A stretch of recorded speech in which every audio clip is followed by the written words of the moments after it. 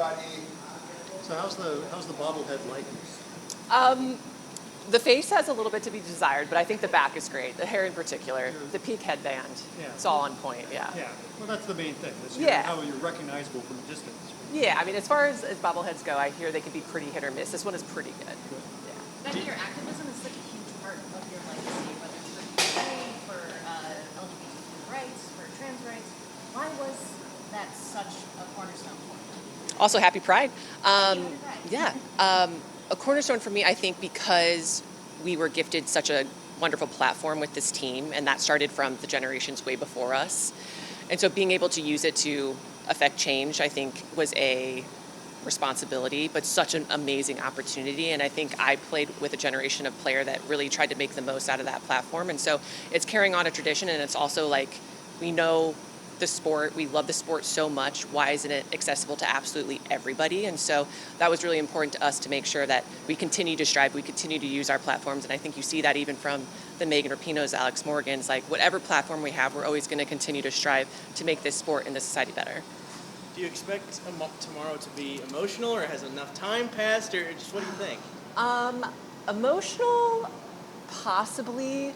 I am already, telling my TNT crew that I've been sweating a lot just from being uncomfortable. I'm not used to having a lot of spotlight on me about this, but it really is about celebrating the people that got you here. And so to have it in St. Louis, to have my family there, I've got club coaches that I'm still so close with. One of them does my taxes, so I'm like always in contact with her.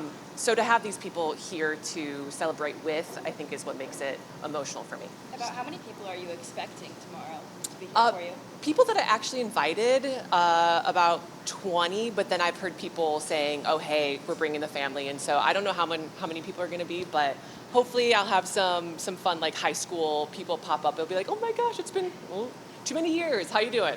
Just an impossibly big question, but what did this town mean to you during your career? When you're professional, you weren't playing here, but how much did you lean on St. Louis and just everything that was established here as you had your career?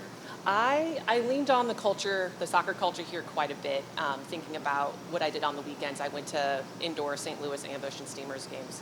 Like that was the event for us, and having camps at Maryville, like Pat McBride camp, like all these things that I got to do through the years. Some of the best coaches that I've ever had were from St. Louis. So I think the culture here and just being ingrained in like a real soccer city. I know a lot of people say that they're soccer cities. St. Louis is a soccer city. And so having that, the areas that we got to train in, like the Hill. And so it's just cool that I think the culture really helped grow that passion early, and it's something that I've carried on through. What did it mean to hear Coach talk about the impact you still have on this current bunch? That was lovely. I was sweating a little bit through that, but to hear Emma say that means a lot, because you do want to leave a legacy. And I've always hoped that I was a player's player, and so to have players speak well of me, even when I'm not there, means a lot.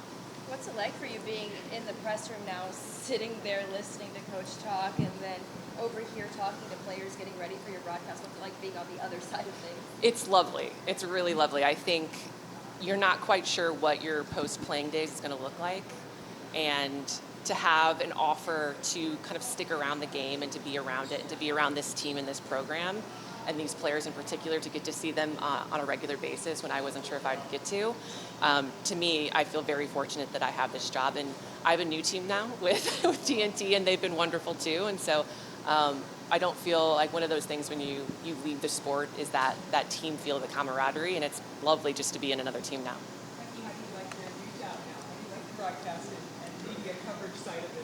I like it. It is very different. It's probably not something I expected that I would do necessarily, be in front of a camera, a lot of cameras. But it's been great. And I feel a real responsibility telling the stories of these players and of this program, because it's all very near and dear to my heart. And so I take it very seriously, but I'm also having a lot of fun doing it. Becky, Lindsay Hughes said that she asks herself, what would Becky do? What does it mean to have left that kind of impact on her? I mean, it means a lot. I think throughout my years on this team, we've had to do some really tough things.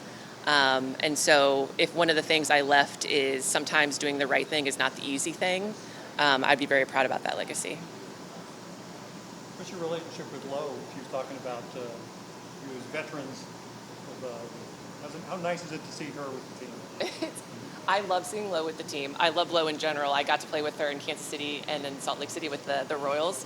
And she's always been that person, just feisty, such an individual, loves the sport, not intimidated by the moment, by anything. And to see her play on the field and her leadership evolve through the years, watching her on the Current, I'm so proud of her. I'm so glad that this happened for her, that she got this call up. I love that, her age didn't disqualify her from getting this call up. And I expect great things from her. If it's with the national team, if it's continuing playing professionally, she's just one of those people that whatever she does, she's going to thrive. Thanks, guys. Appreciate it. Thanks, Becky. Thank you, Becky.